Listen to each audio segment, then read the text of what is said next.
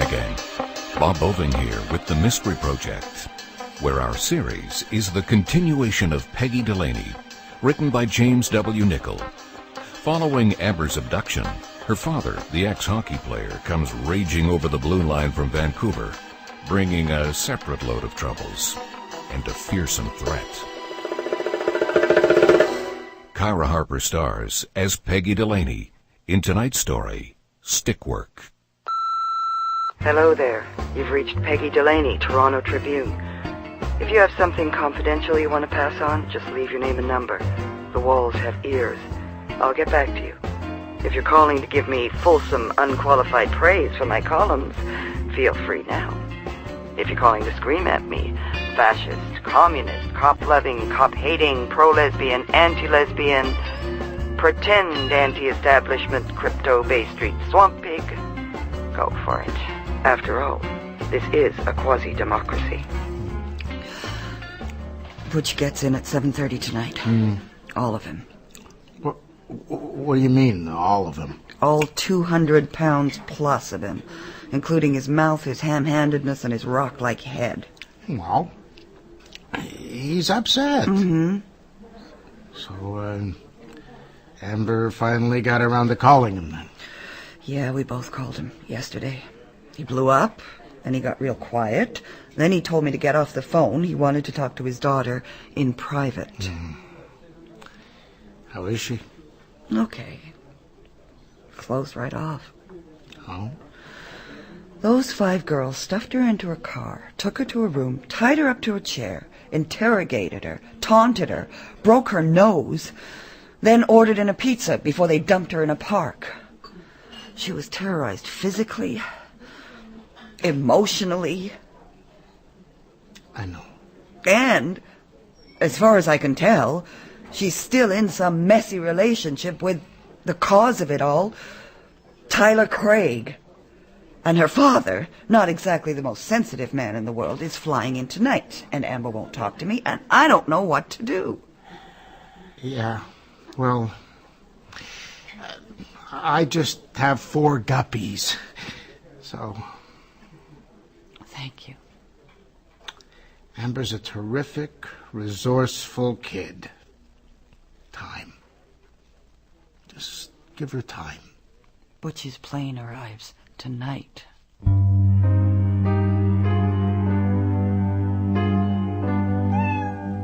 Sammy, what's the matter? Don't you have any food? Sammy's bowl is empty. Is it? Has he had his supper? I don't know. Mom, you're staring at me again. Oh, I'm sorry. Sammy has to eat. I know, but I've been thinking of putting him on a diet. He's taking up way too much room. Oh, put your paws over your ears. She's just mad. Because Dad's coming tonight. There you go. Honey, you know, we better have a game plan. For what? For your father. He's going to insist you go back home with him.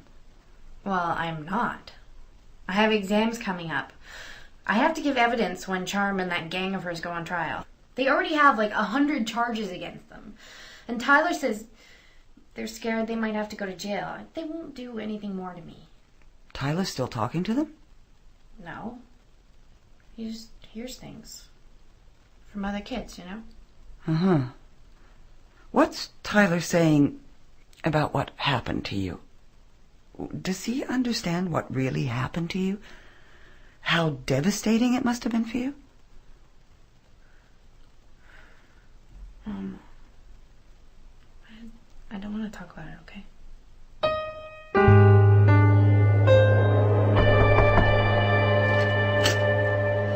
Butch, hi. Where's Amber? You look like you've lost some weight. Yeah, well, I wonder why. We just called you yesterday. Where's Amber? In her room, studying. Didn't she hear me buzz? Yes, but I asked her if we could talk alone for a second or two, okay? As long as she's safe. She's safe, for God's sakes. She's in her bedroom. Why don't you put your suitcase down? Okay. So, have you got a hotel? I was hoping I could stay here. On the couch, if that's all right. Why don't you get a room? I'm not letting her out of my sight. Maybe you're overreacting a little bit. Well, maybe I'm not. Kidnapped? Broken nose? A fight over some punk she's supposed to be in love with? I'll tell you one thing. She better not be doing it. She's just down the hall. She comes down here for one school year. 8 lousy months. Are you going to come into the living room and sit down? Or am I going to have to deck you right here? I'm a little upset. We're all a little upset. You look like you lost some weight, too. No, I've gained 10 pounds since I quit drinking, you dope. I look like Alvin the Chipmunk. Come on. In here. You want a coffee or tea? No.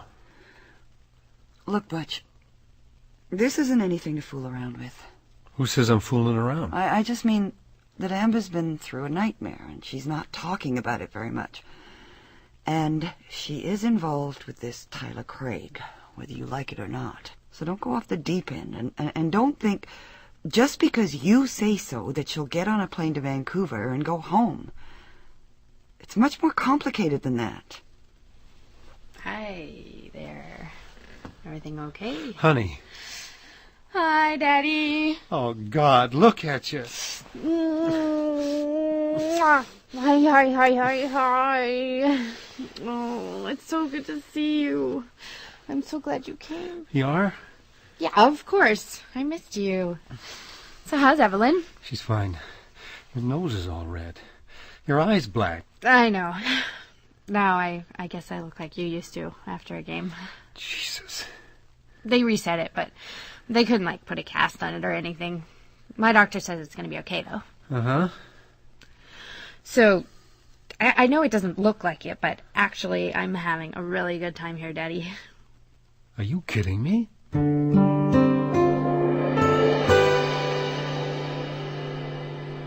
She's asleep. Good. Oh, I missed her. Yeah, I bet you did. She's kind of spacey, isn't she? Well, that's one way of putting it. You'd think she just, ran into a door in the dark or something. Nothing out of the usual. Well, she just needs time. Yeah. You see what I mean, though? Pushing her to go home right now, it would be the worst thing you could do. Letting her come here. That was the worst thing I could do. Well, thanks. I didn't mean it like that. I mean, what's going to happen to those girls? Depends on what kind of prize they have. Yeah? Who are they? 5 morons. Well, are they kind of a gang? Yeah, I guess. And that's all there was to it. Just over this guy. Jealousy. Nobody could have been behind those girls. Nobody could have hired them. What are you talking about? When I agreed she could come here, stay with you, it was because I thought it'd be safer. Safer than what? Than Vancouver? What was going on in Vancouver? What do you mean, were those girls hired by someone? Why would you even think that?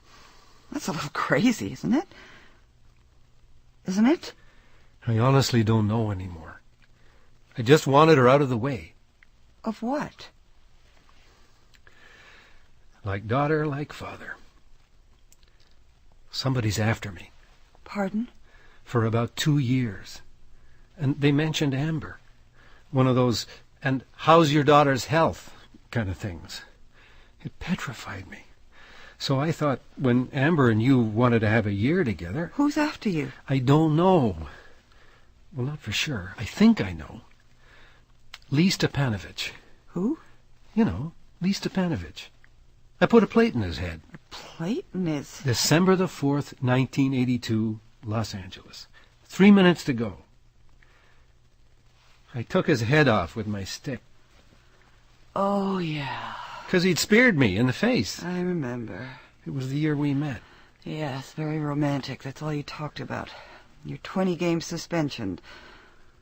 The guy could hardly walk. Hockey wasn't the same. It wasn't. And you think Lee Stepanovich is what? Threatening you? And Amber? And that he might have hired those girls to beat her up? It's possible. It's ridiculous. There's no connection between what you're saying and those stupid girls, believe me. What's with this Stepanovich guy, anyway? He got a real raw deal. He had insurance through his agent, but it only came to $300 a month. Then he heard his agent, on his behalf, had settled with the insurance company and never told him. Pocketed a lump sum buyout. That's why he was only getting $300. He went to court, dragged on for years, but he never got anywhere with it. It was sad. It sounds sad. In about 89, I guess, he called. He was living back in Red Deer alone, back of a barber shop. He wondered if I could help him out, send him some money. I told him I didn't have all that much myself. He said I owed it to him. I said I didn't owe him anything and hung up. Charming. Well, I had to see for myself. I flew out to Red Deer. He was telling the truth.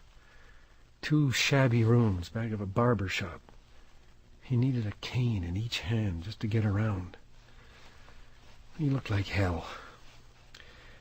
I wrote him a check for $2,000. Wow, that was nice. I thought so.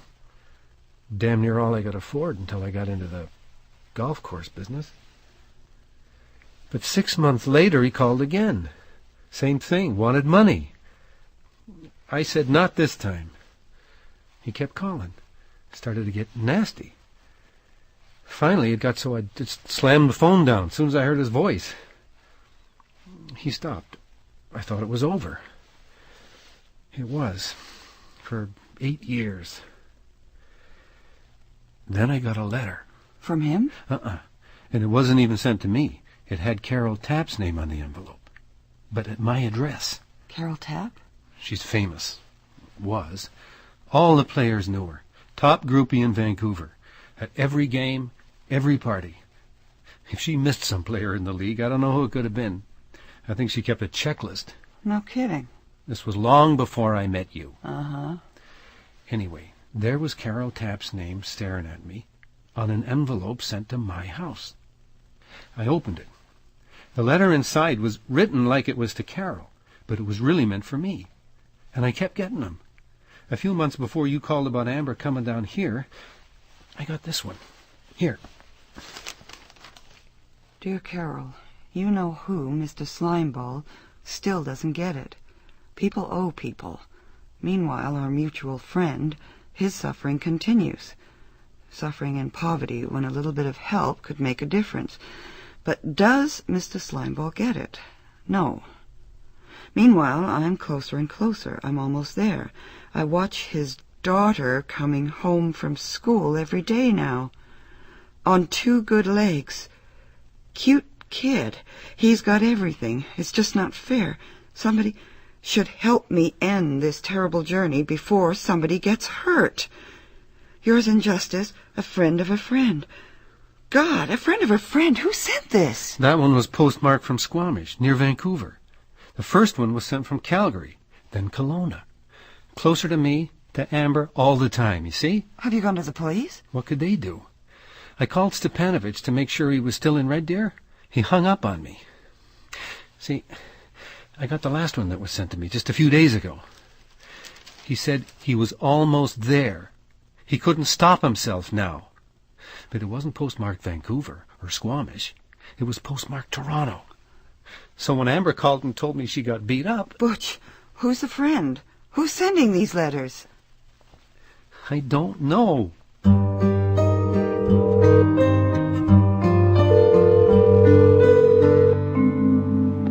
Yeah? Is this, Lee Stepanovich? Yeah. Hi. I'm Willie Watson, Toronto Tribune Sports Department. Oh, yeah? Uh-huh. And, I was just calling to ask you if you had any comments on the, Marty McSorley-Donald Brashear stick-swinging incident the other day. Why would I have any comment?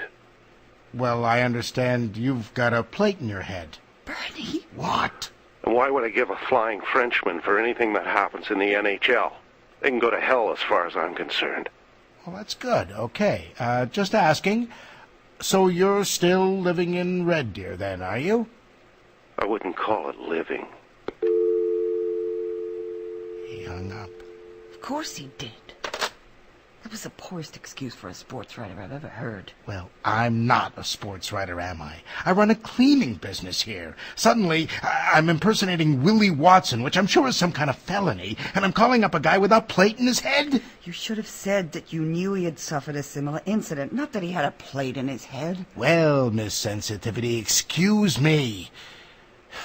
I couldn't think of anything else to say. I choked. You were supposed to draw him out. Well, at least we know he's still in Red Deer. I think I'll phone the Red Deer Chronicle. See if they know what's up with Lee Stepanovich. In particular, just who are his friends. What's Butch doing? He's with Amber. She's taken the day off school. They're supposed to be going down to the NHL alumni office to see if they've had any contact with Stepanovich. You've told her about this. Is that a good idea? She has a right to know. It concerns her. Hasn't she been traumatized enough already? If someone is targeting her, she should know, right? Right. That groupie person, what was her name? Carroll Tapp. Could she be in on this? And incriminate herself by having the letters addressed to her? I don't think so.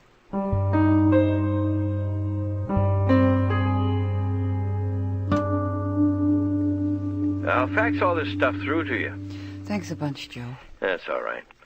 It was kind of fun, looking through all our old files again. Red Deer did a lot for Stepanovich, you know. Draws, benefit dinners, even had the NHL old-timers in playing a benefit game. I covered that one for the Chronicle.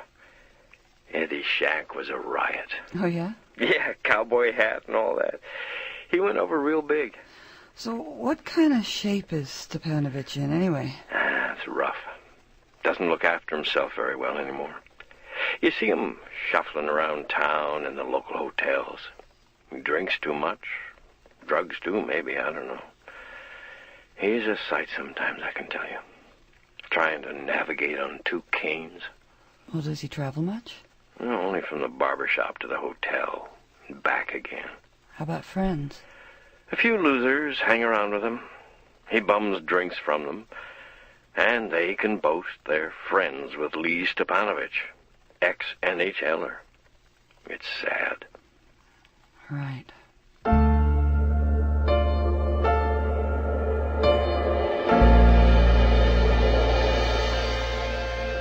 Hey, what's the date of that old-timers benefit game again?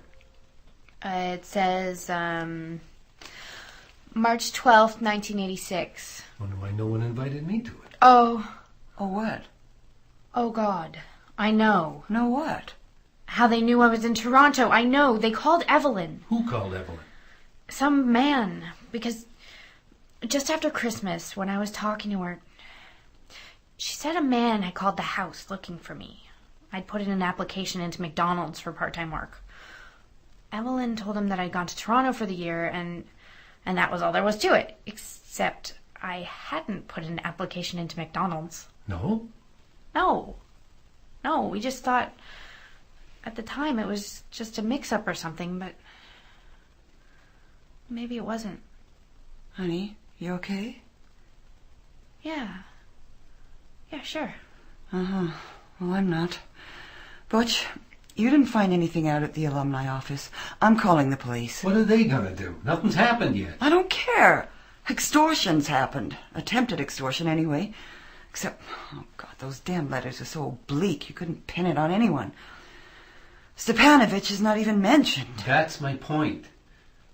Who are his friends, anyway? Who organized that game for him? This article talks about his NHL teammates, how they've been looking after him. Terry Hatch, Kip Sturgeon. There's about 4 or 5 names. They keep coming up. Kip Sturgeon. I knew him. He's from Toronto, I think. Where's that book? Over here. I'll get it. What book? The alumni office. They gave me a contact book, you know, where everybody can be reached. Oh. Okay, got it. Look up Kip Sturgeon. Sturgeon. Let's see. Toronto. They give some agency's address on King Street. Wonder if I ever did anything to him. Amber, look up Terry Hatch. Where does he live? Calgary. And what are the other names in that newspaper article? Johnny Atwater. Johnny Atwater. He lives in Kelowna. Kelowna. And Simchuk? Jerry Simchuk. He's, Squamish? Yeah, Squamish, BC. How did you know? Just a guess. That's where those letters have been coming from. Mm-hmm. Toronto, Calgary, Kelowna, Squamish. What the hell? Are they all after me?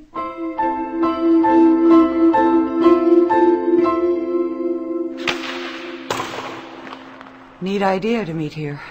I thought it might be appropriate if we're going to discuss Marty McSorley and Donald Brashear. Here's your coffee. Oh, thanks. So, the start of an NHL old-timers practice? No, not this bunch. Just a mix of pros, semi-pros, and could-have-been pros. Everybody's just trying to keep in shape. Basically, we're a bunch of old rink rats. Kip Sturgeon, 14 seasons in the NHL. Haven't you had enough? Now you sound like my wife. Oh, do I? McSorley and Brashear. Am I going to be quoted in the famous Peggy Delaney's column? Is that a problem? No. I think politicians, judges, professional bleeding hearts should stay out of it. If hockey has a problem with violence, then hockey will look after it. Leave it up to the guys who actually play the game to work it out. Period. Well, Brashear took quite a whack on the head. Yes, he did. It's a stupid damn thing to do, but I've seen worse. Have you? You know, it reminded me of Lee Stepanovich. Do you remember that one? Stepanovich and I played junior together. Oh. He was a friend. I felt sick. Do you remember who hit him? Butch Lessing, Vancouver Canucks. That's right. Lee speared him first, though. I mean, that's what I'm saying. We're all grown-up boys. We know what it's all about. It's our heads, our bodies. We'll look after it. Well, who's been looking after Lee Stepanovich?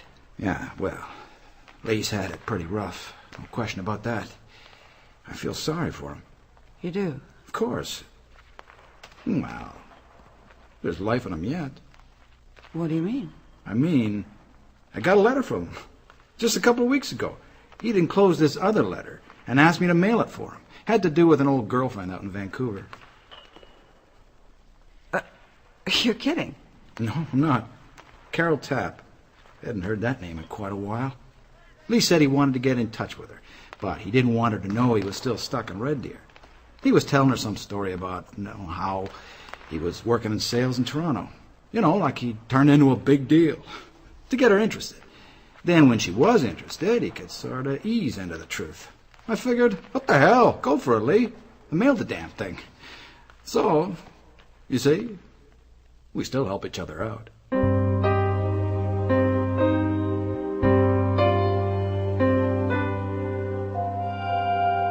Hi. Hi. You still up? It's almost 1.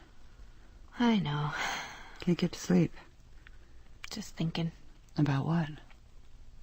I don't know. Tyler, I guess. Oh, Tyler. How is Tyler? He still feels awful.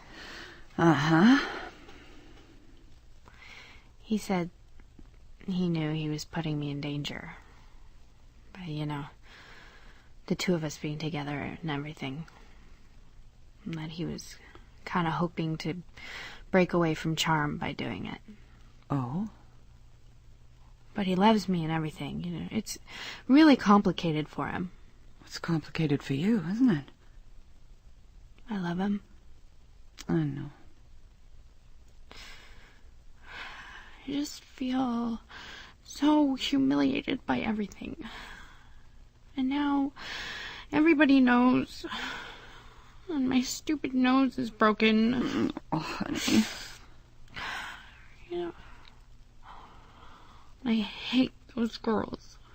I hate those girls. I know.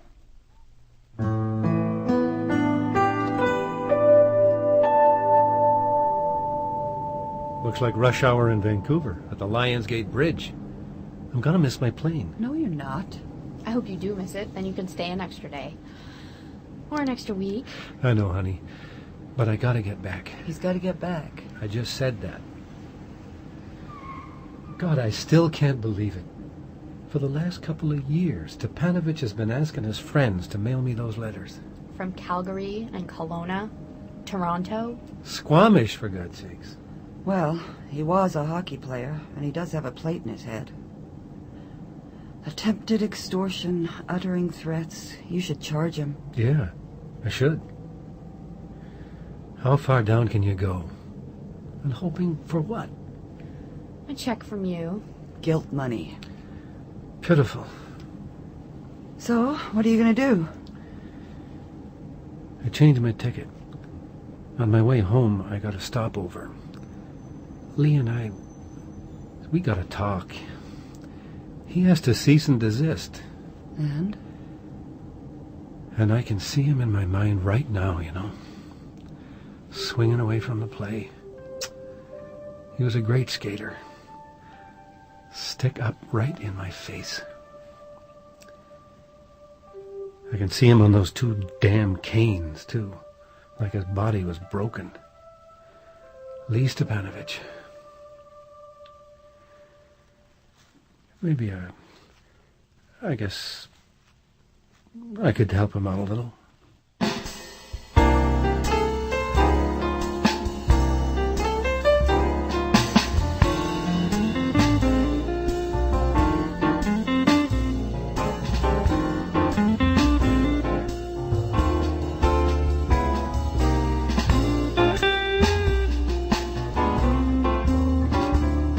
You have been listening to Stick Work, tonight's installment of Peggy Delaney by James W. Nichol.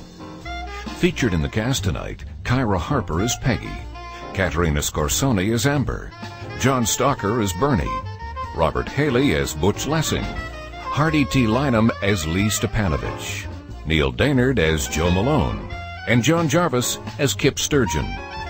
The music was composed and conducted by Milan Kimlicka. The recording engineer was Drago Grandich. Sound effects were by Matt Wilcott. Colleen Woods was the associate producer. Our coordinating producer is Barry Morgan. The program was produced and directed in Toronto by Bill Howell, the executive producer of the Mystery Project. I'm Bob Boving, thanking you for listening and inviting your comments. See you next week.